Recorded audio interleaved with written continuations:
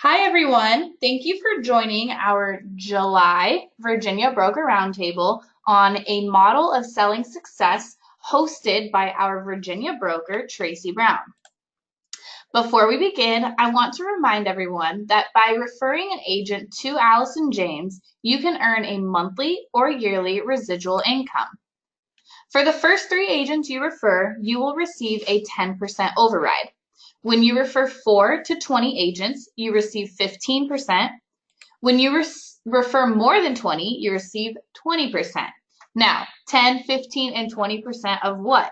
Well, that's where our 3 plans come into play. And for today's examples, I'm just going to use our 10% override. So first we have a Plan A. Plan A is $3,950 for the entire year. On this plan, agents keep 100% of their commission.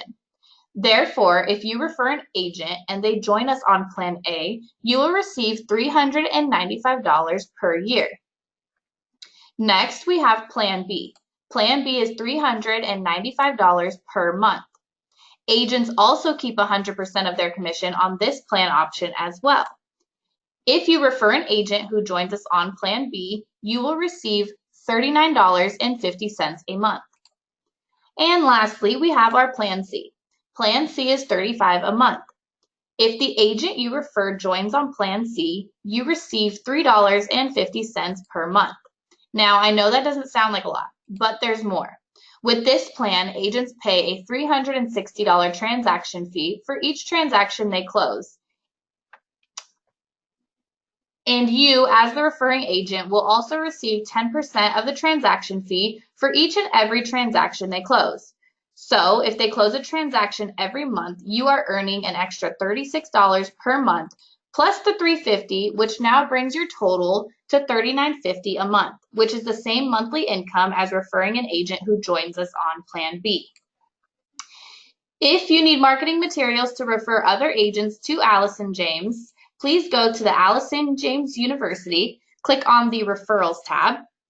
From there, you will find marketing materials with more information about Allison James that you can show to other agents.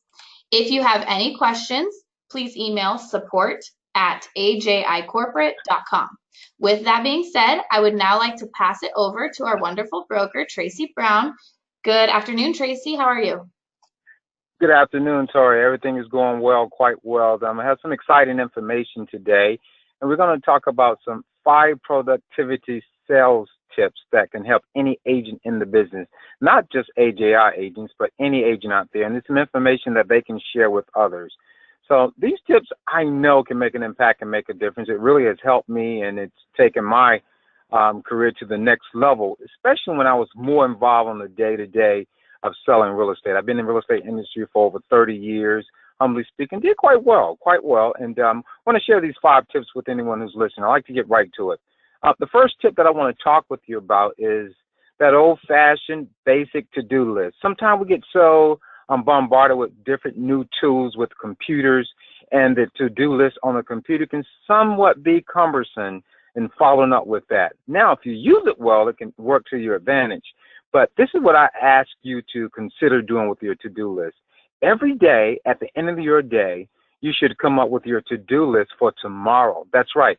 Everything you need to do tomorrow. And rate those items by priority, things you have to get done in the business. See, what most agents do, they spend more time in the business shuffling papers and doing administrative work, but not producing new business.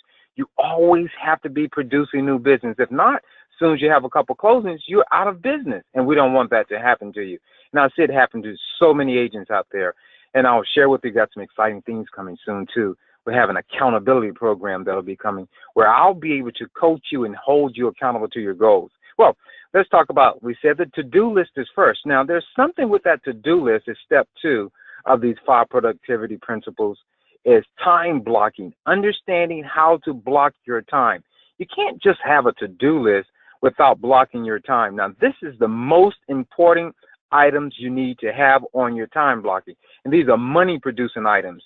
Time that you show properties or take new listings, time to follow up on potential customers, time for prospecting only, just prospecting, And then I put in there a time for your social media. So often we can just get bombarded with answering social media all day. As soon as we hear that little beep, click, boop, boop, and we never get anything done. And we're going broke. That's right. We got to have a special time. We call that time blocking. So you have a to-do list. You're going to have times on there blocked out exactly what you're going to do. Now, one of the things that I would do was I would do my follow-up work first thing in the morning. I would try to get that done first in the morning. Normally, I try to get it done at the start about 8:30. Don't want to wake people up too early. Follow up with the lenders and the those in the real estate profession I need to follow up with, and other agents. And then by 9:30, I would start my prospecting. I like to get it done early. You say there aren't people home. Well, some people work nights. They are home. They don't want you to bother them, right? Well, if it's a serious, sincere call and you can really help them, they'll pick up the phone. Now, you have to monitor that. If it's not working well for you to do that prospecting in the morning, you can change that time around, but you have to do it. And then the key of showing properties, blocking a specific time to show properties. Then we talk about social media, but listen to this here. You should block time to play. Don't play all day. Have time blocked out to play. That's very important. So to-do list, time blocking, and then establish boundaries when working from home. We're a virtual company, so you have to establish boundaries. You need to establish boundaries when people can actually come knock on your door. And let me tell you, easy way to do that. Give your spouse or your significant other or your children, yes, post it on the door, your blocked out times, what you're doing at what time you're doing. After a while, they'll start saying, oh, don't do that. Dad or mom, they're working now.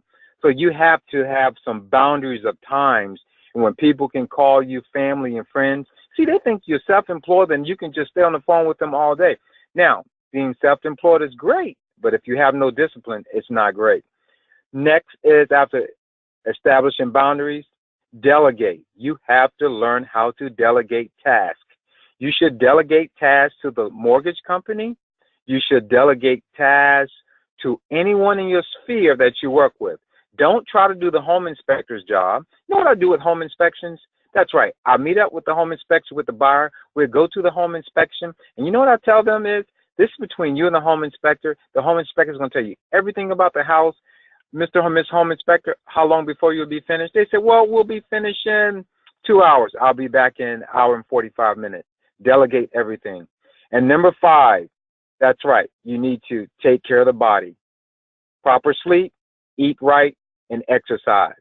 These are the 5 productivity tips for a successful real estate agent. Have a to-do list, time blocking, establish boundaries when working at home, delegate tasks, and then take care of the body. Sleep, eat right, and exercise. That's all I have for you today. You have a winning day. I look forward to seeing you at the top. Have a great day. Thank you, everyone, for joining us for another Virginia Broker Roundtable. And of course, as always, a special thank you to Tracy for always putting together such a great presentation and sharing his wealth of knowledge. I hope you all have a wonderful week. Bye, everyone.